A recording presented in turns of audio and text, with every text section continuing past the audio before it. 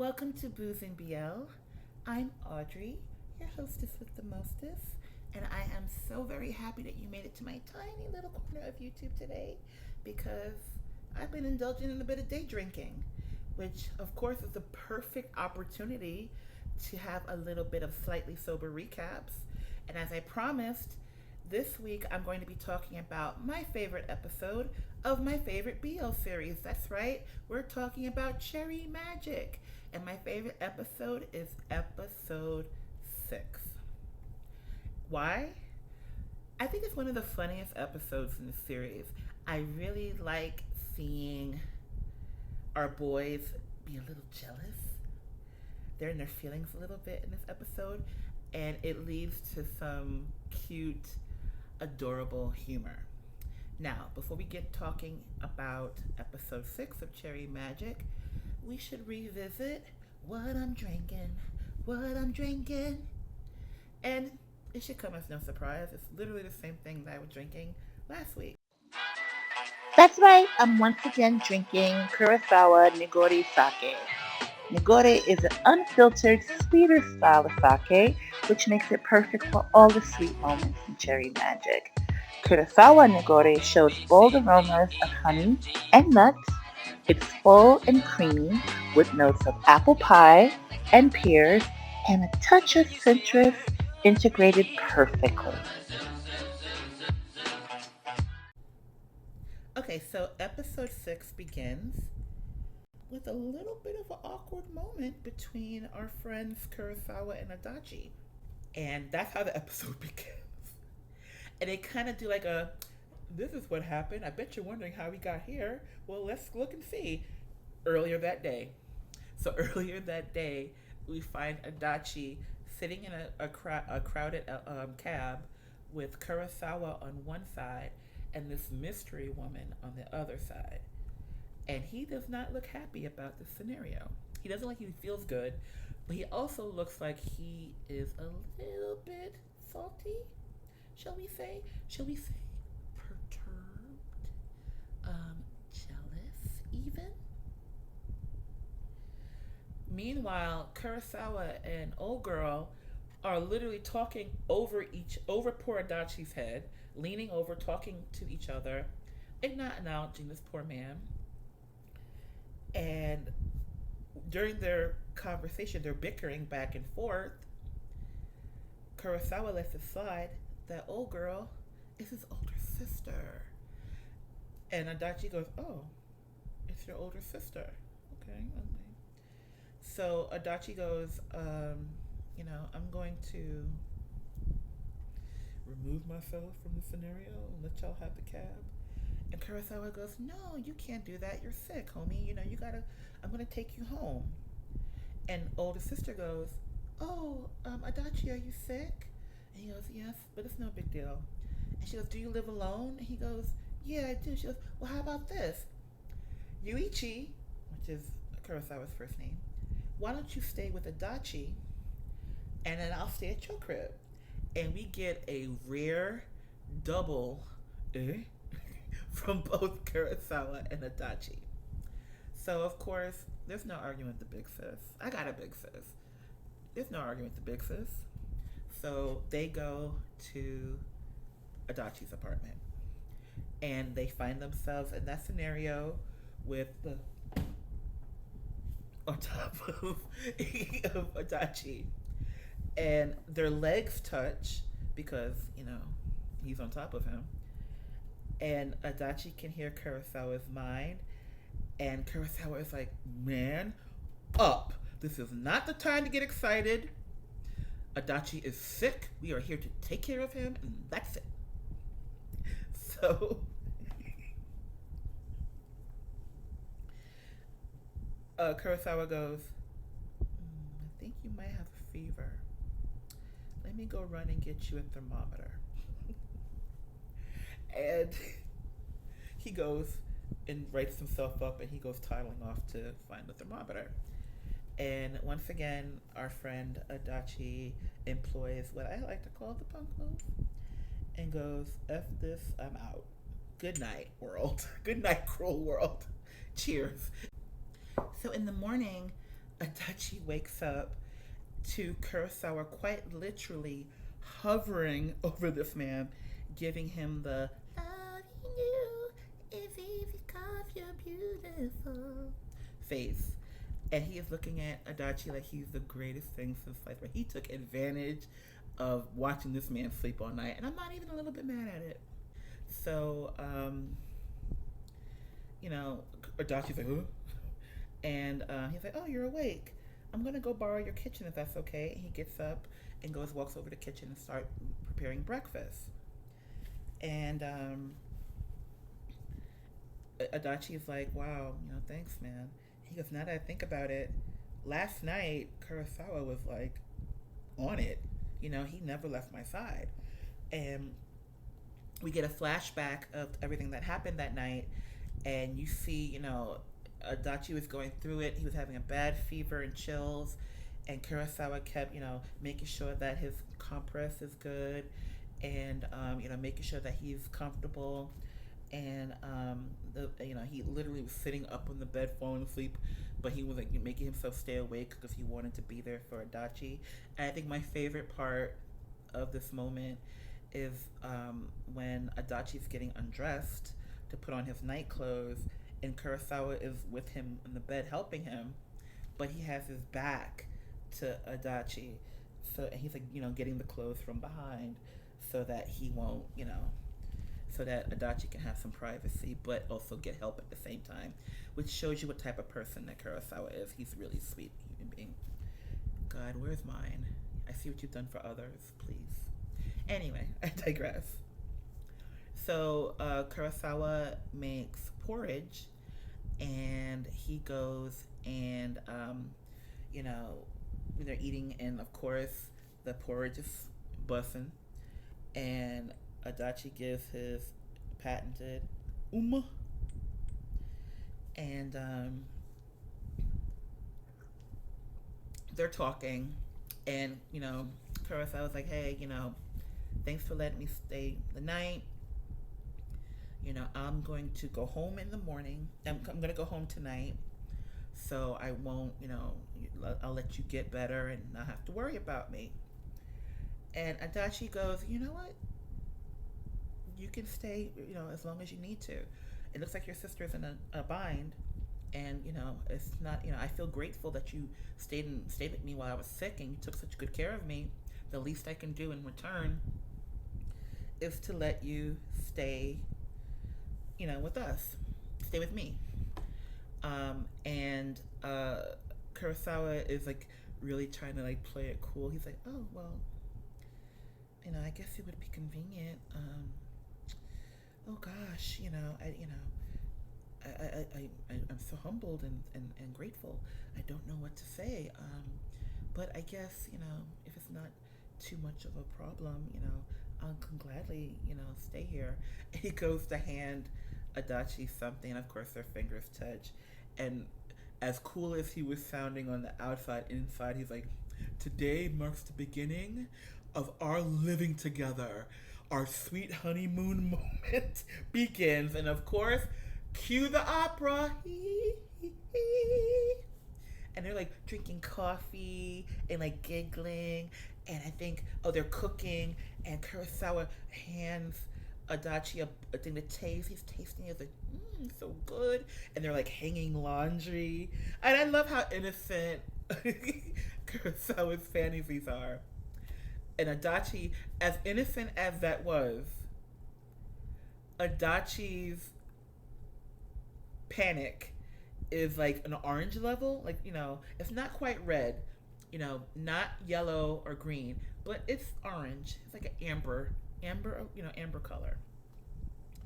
So Adachi's like, "I don't know what sweet honeymoon life is, but I'm not sure I want to know." And if I made you laugh so far in this video, how about giving me a thumbs up? Please and thank you. So now we're back at the office, and Adachi just wrapped a meeting with his coworkers, including the Empress, the goddess of cherry magic, Queen Fujisaki.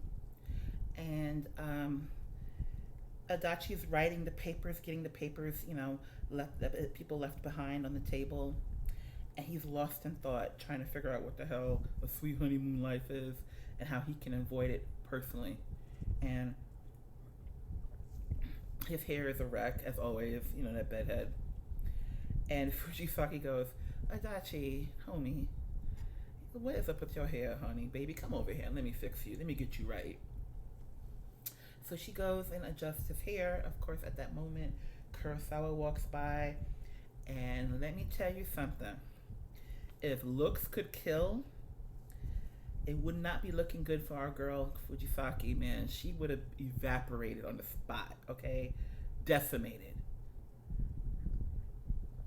There would have been a wisp of vapor, and that would have been all that would have remained from her.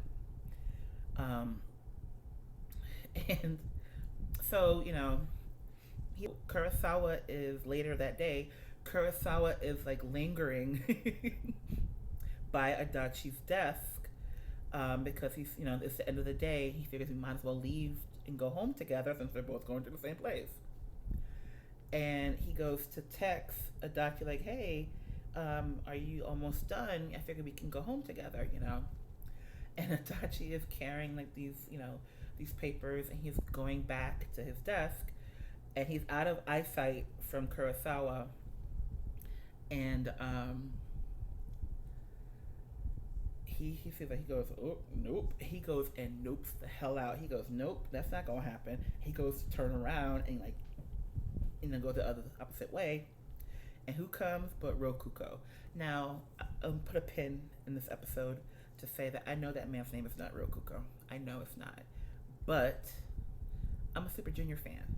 So you can't have somebody's name look like that and sound like that and not expect me to go Rokuko, Rokuko, Rokuko.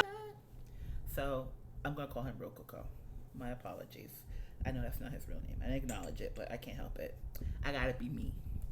So Rokuko is like, oh, Adachi, what you doing, homie? And Kurosawa hears that and comes, running up to him, and they're all in the hallway. And Rokuko goes, oh, Kurosawa and Adachi together again. You guys have been getting really close. I saw that you guys came to work together as well. And Adachi's about to say, oh, it's just a coincidence. And Kuro's like, it's because we're living together right now. And Rokuko's like, really? Really? And Adachi goes, yeah, he needed to crash at my place for a couple of days. And I let him. And he goes, Rokuko goes, well, can I come too, man? It'll be fun. We can have a guys' night in. We can eat some yummy food. We can, have a good time. And Kurosawa's like, hell no. Inside, he's saying hell no. But on the outside, he's like, oh, that would be impolite. You can't just invite yourself to people's houses, Rokuko. And, Rokuko goes up to Adachi like, come on, I'm your friend too. I'm your co-worker too. He goes, come on, Adachi. Like shaking him. And I tell you, Kurosawa hems him up and pushes him to the side. And he's like, no, you can't, you cannot come over and spend the night. You can stay with us. Meanwhile, Adachi's like, wait a minute now. If I have Rokuko come over too, that sweet honeymoon life, whatever the hell that is, and that entails, will have to wait because, of course, you can't have a sweet honeymoon life when Rokuko is there. So he goes, sure, the more the merrier. And Kurosawa turns around and looks at him. And y'all know that meme of Ike Turner, of Lawrence Fishburne as Ike Turner from What's Love Got to Do with It, where he's kind of like, that's literally the face that Kurosawa makes. And I think that's why I love this episode much, because that makes me, I fall out every single time he turns and goes, what the hell you just say? So, that's settled. Rokuko is going to spend the night with the boys. They're going to have a guys' night in. And it sounds like it's going to be a lot of fun. But of course, Kurosawa is not happy because he wanted that he. And there's no he with Rokuko there. So in the meantime, Adachi's best friend Shige has turned 30, and he too has been bestowed the ability to read minds. And he finds himself with more than a little bit of a crush on the cutie UPS or whatever the Japanese equivalent to UPS is, who keeps delivering stuff to his house. And he is trying to make sure the cutie pie comes and visits again.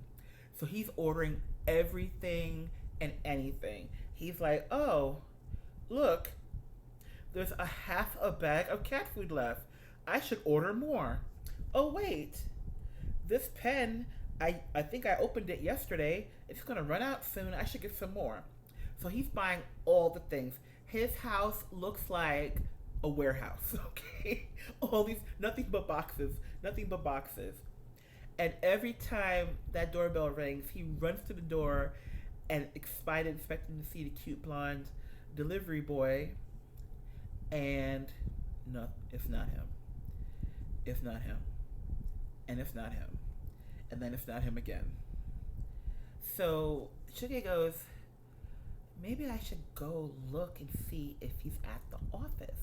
So he goes to the courier service off warehouse, and he's like with his little spy glasses, like peeking in. And in his mind, Cutie Pie comes up to him and says, I know you have a crush on me. I think it's disgusting that you're stalking me. He goes, get lost. I'd never be interested in you. He goes, Merong. And no, Merong is Korean, isn't it? I forgot what the Japanese version is, but and he does that. And in his mind, and Sugar is like, oh God, he's right. The cutie pie in my brain is right. I'm disgusting, So all of a sudden, in the middle of him having this breakdown, which it is, he hears music, and he's like, "What's that music?" So he goes, and it's like a nearby park. And who does he find in the park? But the cutie delivery guy. He's dancing, bo, bo, bink, bink, bink. And Shige is like, la la la la la, la la la la la. La la la la la la la la. Like just like oh. So then he tweets. He doesn't tweet. He texts something simpy to Adachi, and Adachi's like looking at him like, what the hell's wrong with Shuggy? Now meanwhile he's back at his crib with Rokuko and Kurosawa, and I think they're making takoyaki, those little balls with the squid inside. I think that's what they're making. He has a little pan, and it's like dough, and it's like little circles. So I'm assuming that's takoyaki. I may be wrong, but it looked good, whatever it is. And Rokuko is doing the cooking. And he goes, oh, Adachi, here, try this. He takes it and feeds Adachi. And Kurosawa's like, really? And Adachi goes, oh, that's really tasty. And Rokuko does not know how to read a room, because this man is boring lasers into his head. And not only does he feed the man, he goes, oh, you got a little smooch. And Kurosawa's like, really? Right in front of my salad? So they're chatting and eating and stuff like that. And Kurosawa goes, okay, I got the next round. And Rokuko goes, no, don't be silly. I kind of invited myself. At least I can do is cook. And Kurosawa's like, I said, I got it, man. I got it. So Kurosawa, not to be outdone by the likes of Rokuko, he makes this fancy, I don't know what the hell this is. I think they call it aijo. I think he said it, excuse my pronunciation. I am not Japanese. I am not completely proficient in Japanese cuisine. I know what I like. I know what looks good. Not looks good. And he put it on some type of bread, like what's that stuff called? I'm drunk, so bread. Whatever it is, some bread. And he goes, here, Adachi, here, this should be good, try it. So Adachi goes and takes a bite, and Kurosawa's looking expectantly like, huh? Rokuko's like, oh yeah, is it good? It's good. Of course, Adachi goes, Uma! And Kurosawa goes, you goddamn right, Uma! Your Uma belongs to me, And he's like, as suspected, Adachi doesn't want that crap that Rokuko is making. He likes this type of food. That's right, your Uma always belongs. It's mine and it will always be mine. And Adachi's like, wow, Kurosawa's kind of cute, So, they're talking and chatting, and they kind of talk about, Rokuku kind of talks about his past, how he was in a dance squad in college, and how he gave it up, because he can get a normal job, and he says, but the most popular, the best dancer on our team still pursues dancing. Foreshadowing. I wonder who that best dancer is.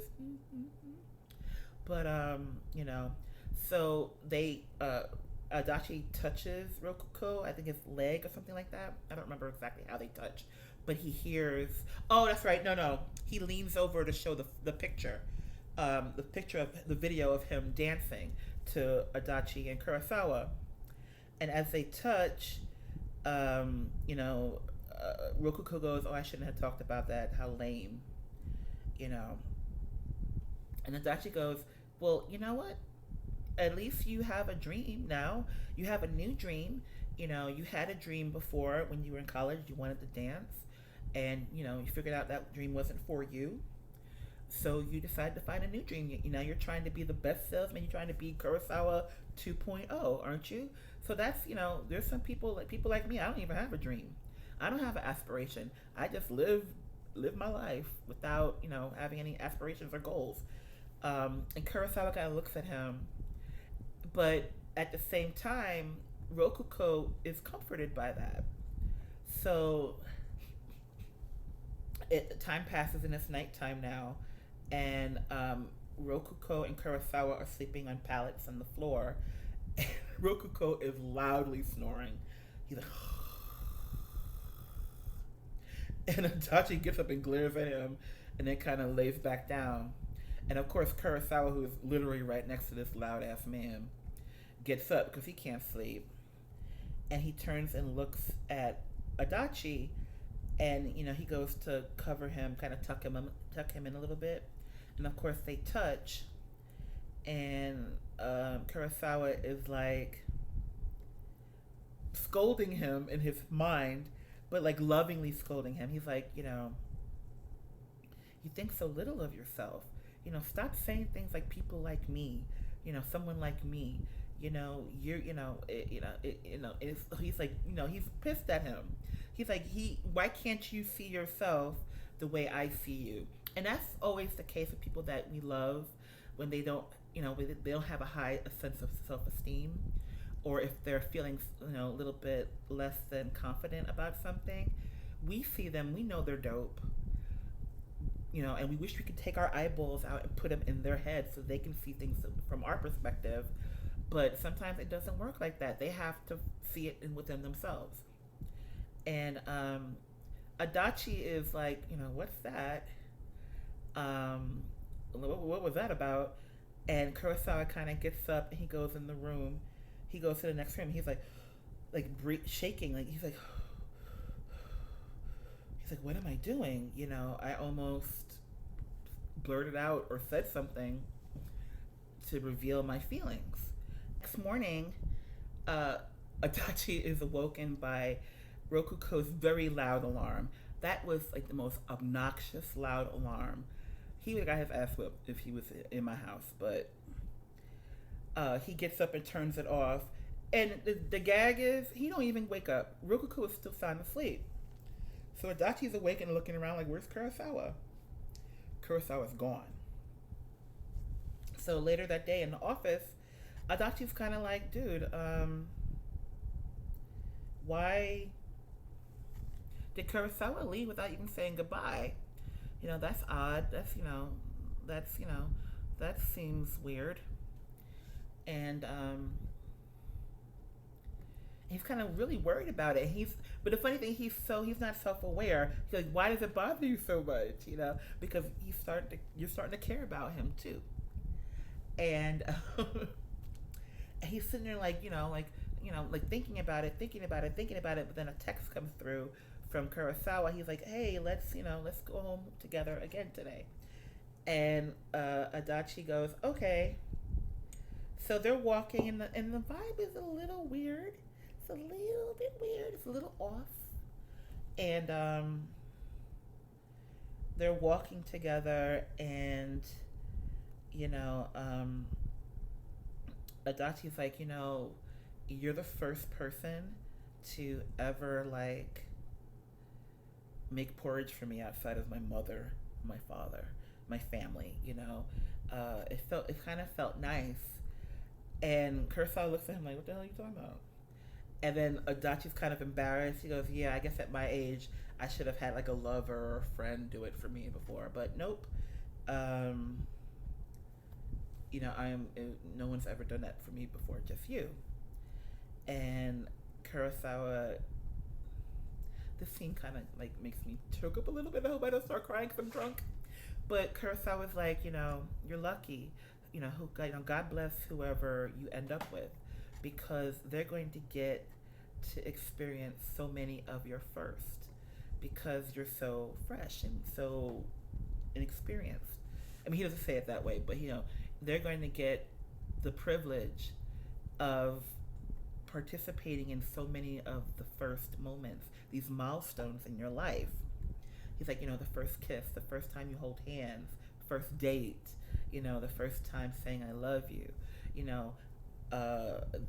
If I was them, I would be so happy. I'd be really proud of that.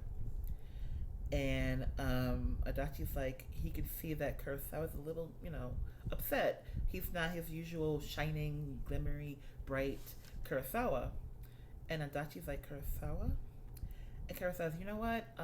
Thanks for letting me stay at your place, but I think it'd be best if I go home.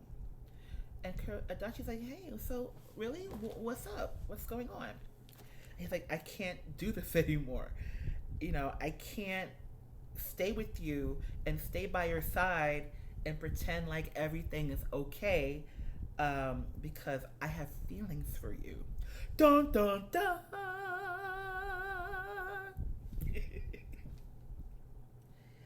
And thus ends episode 6 of Cherry Magic, my favorite BL in the world. Episode of Slightly Sober Recaps will be your favorite episode, and I think so far from the vote, we have one pick, which is Adachi and Kurosawa's first date episode. I think it's episode 7 or 8. I don't quite know because I'm tipsy. I'm drunk. Let me stop faking the funk. I'm drunk right now. So the next episode we will have Adachi and Kurosawa's first date, which is y'all's favorite. Now, between the time this episode drops and maybe Wednesday of the following week, if you have another episode that you want, leave a comment below. Let me know your favorite episode, which you'd like to see me give the Slightly Sober recap treatment to. And if more of that episode gets voted as opposed to the first date episode, I'll pick that episode. So, yeah, it's up to you. I want to give you what you want. And by the way, have you subscribed to this channel yet? Will you give me a thumbs up at least? I think if I made you laugh at least once, I should get a thumbs up. Well, I had fun today. Did you have fun today? I certainly hope so. I'm always so very grateful that you guys take the time out to come and watch my channel, watch my content. When it comes to my tiny little corner of YouTube, you lot are the V, the I, and the P. Now, if you did enjoy this video, be sure to give it a thumbs up. If you haven't already, subscribe to my channel. press the alarm so that you know when new stuff is coming. Ding-a-ling-a-ling. And of course, if you have a BL bestie that you think might dig me, send them to me, or send me their way, or send them my way, so that we get to know each other too. And until next time, cheers, my dears. Bye. Peace from Brooklyn.